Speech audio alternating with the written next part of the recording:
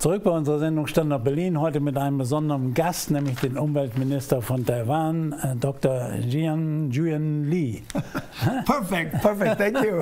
I try harder. Oh, good, very good. I try harder. Er war gerade auf der Klimakonferenz in Bonn, der 23. Klimakonferenz, die hier in Deutschland stattfand. Und wie wir gehört haben, war Taiwan dort nicht als offizielle Delegation, aber sie waren dort. Und die Frage ist, welche Beiträge kann Ihr Land, könnte Taiwan für die internationale Gemeinschaft leisten? Just like I just shared with you and the audience about that dengue fever control example, that we really can share our experience or in the preventive medicine or public health or environmental protection with many friends, states. Okay, and I also just talked to President Yhy-Wey of the Marshall Islands yesterday in Bonn, and we are talking about how we can recycle their solid waste.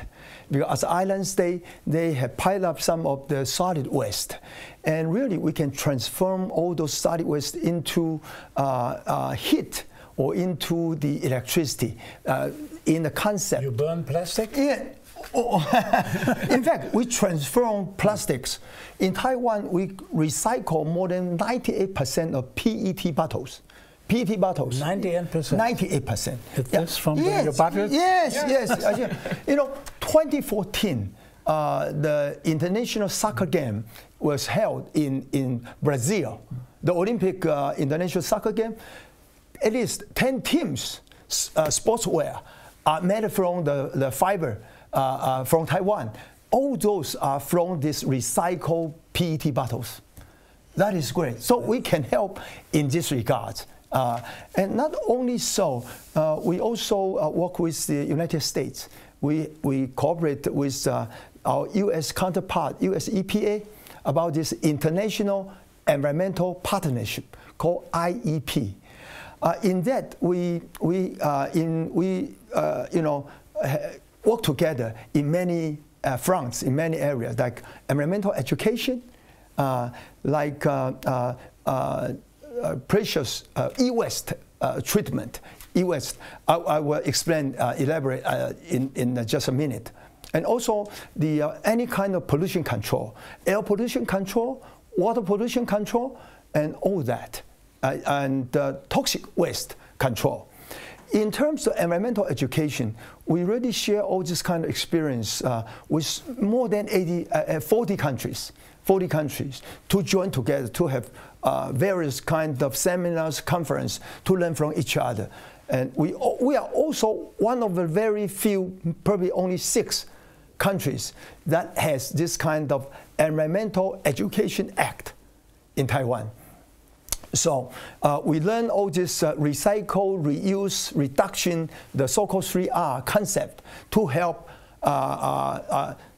protect the earth, to make the whole environment more sustainable.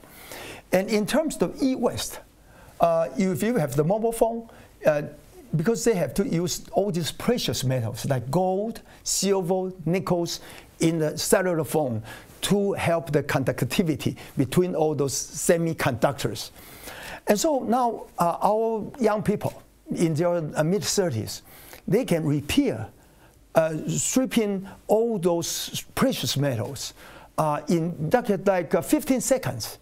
In the past, you have to use cyanide, a very toxic solvent, to repair all those precious metals. And now you do it in 15 seconds? 15 seconds. And all those solvents are human friendly. You can touch it. It's not toxic.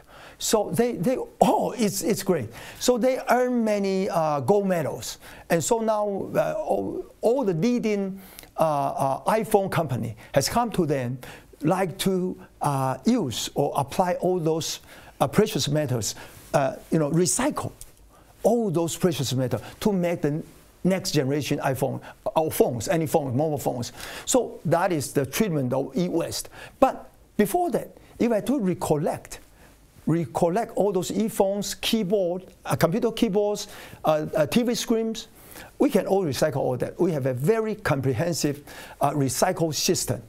And one of our young guys who migrate to Romania in the Eastern Europe copy the whole system to the state of Romania. And now, the government of Romania really appreciate his effort. And then also he almost enjoy like more than 50% of market share in this recycling business. Plant denn Taiwan in seiner besonderen politischen Lage weitere Kooperationen, zum Beispiel auch mit Deutschland? If you are going to reduce the greenhouse gas, you have to be energy efficient.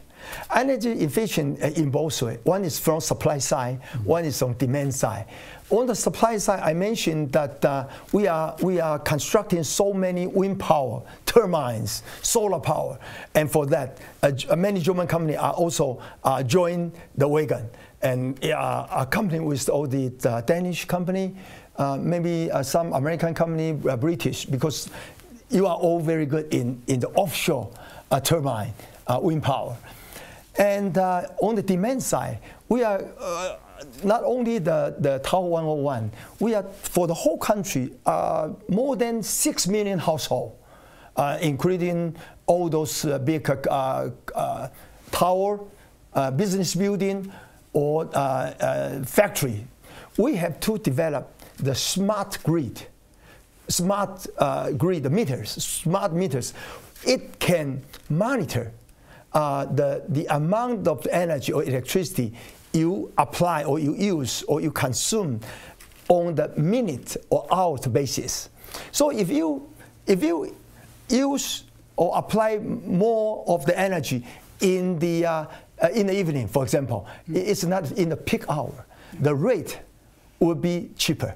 Can Germany help you, support you in the energy changing politics? Politics? Because we are many years in it. Good. Wie kann Deutschland Ihnen dabei helfen? Oh, I learned that your people who is opposed to nuclear power occupy the railroad. And now, just last week, 25 German friends who opposed the coal energy also held a big demonstration and occupied the coal field. We can learn. Blocked it. Blockiert. So you are going to phase out the nuclear power in year 2022. Our case is in 2025. Very close, very close. So Madame Macron say, because Japan suffered that kind of Fukushima incident, she say, even a very strong industrial state like Japan also cannot avoid such a disaster. So Germans should be more careful. So she also tried to phase out the nuclear power. Before that, I learned that she's going to extend the usage of nuclear power. So that helped us a lot because she is the physicist. I mean, doctor in a physical nuclear study or something like that. So we use her as an example to persuade or to communicate with our people. Say, it's time for us to phase out the nuclear power. So we do learn for this part. So now, Taiwan in the past 20 years has been fighting pro or against the nuclear power. But now the whole society reached a consensus. We'll phase out. You see, block the streets. It's working. Yeah, we also block the street. You did it. You saw that. Yeah. You saw that. That's what we learned from international, including Germany. So now we are determined. Although it's quite painful. It's painful to have this kind of energy transition because it's not stable for 1 or 2 years.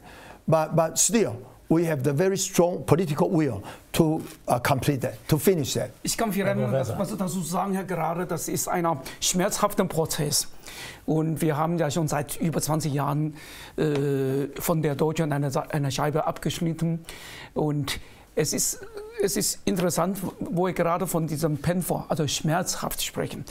Der englische Begriff smart geht zurück auf Schmerz. in die germanische Sprache. Das heißt, wenn man smart sein möchte, dann muss man Entscheidungen treffen. Und diese Entscheidung muss ganz scharf sein. Also man muss sich entschieden haben, den Schritt zu gehen. Also Energiewende, das ist für viele Leute das ist schmerzhaft. Aber das muss gemacht werden, dann kann man es machen. Und Taiwan hat schon seit über 20 Jahren mitgemacht. Wir haben diesen Schnitt schon gemacht und jetzt ist Taiwan dabei, den auch zu machen, diesen Schnitt. Wir sind am Ende der Sendung und müssen uns leider bedanken beim Umweltminister von Taiwan, Dr. Ying-Yuan Lee. Perfekt. Und dem Botschafter von Taiwan in Deutschland, Professor Dr. Jhy-Wey Shieh. Genau. Herzlichen Dank, dass Sie beide da waren. Und viel Erfolg bei der Energiewende und bei der Umwandlung in Renewable Energies. Wir sind dabei. Herzlichen Dank, dass Sie zugeschaut haben und ich hoffe, es war für Sie auch ein interessantes Gespräch. Wir sehen uns wie immer nächste Woche Samstag wieder 18:15 Uhr. Bis dahin danke und tschüss.